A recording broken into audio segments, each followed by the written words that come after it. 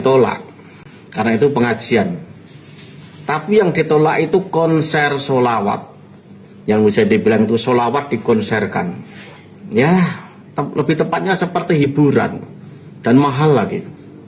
Kalau dulu ya zaman demo berjilid-jilid itu Jumatan di lapangan, masjid dipakai tempat tidur, itu era demo. Sekarang solawatan dikonserkan, dibisniskan, tapi masjid sepi dari solawat. NU itu nggak punya gaya tradisi solawatan seperti itu, apalagi ala bisnis, ala cuan mahal seperti itu. NU tidak punya. Pelakunya itu selalu mereka itu gitu loh.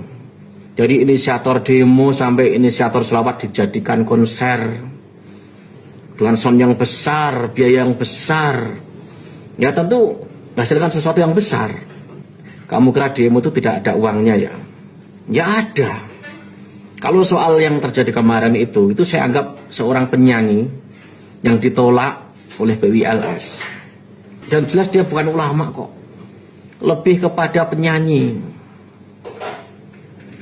Nah, masalahnya umat ini terperdaya oleh tampilan. Penyanyi dikira ulama.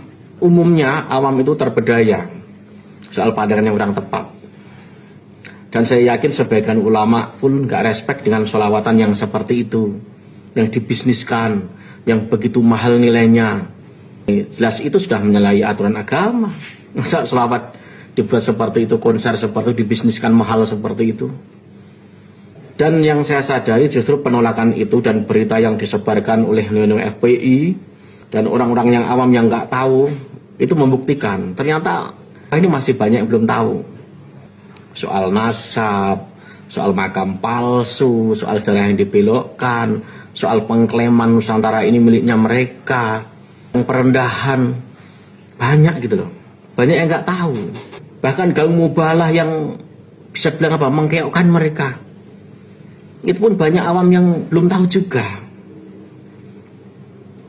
Makanya awam ini lebih banyak apa ya, lebih mudah kena hasut.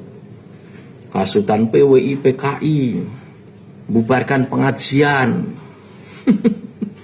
Itu orang-orang awam itu banyak yang kehasut ucapan-ucapan disebutkan oleh Neo FPI. Awam juga nggak tahu mereka yang awalnya Kabib lalu berubah jadi Sayyid, jadi Sarif. Mereka melepas labelnya. Dan itu tidak diketahui orang banyak. Justru momen itu menjadikan apa? Banyak orang-orang yang bisa bilang pejuang Nusantara ini di BWLS ini semangat mengisi ruang medsos untuk menyadarkan umat agar tahu ternyata mereka tuh seperti ini loh aslinya gitu loh. Yang memalsukan makam itu juga orang-orang mereka.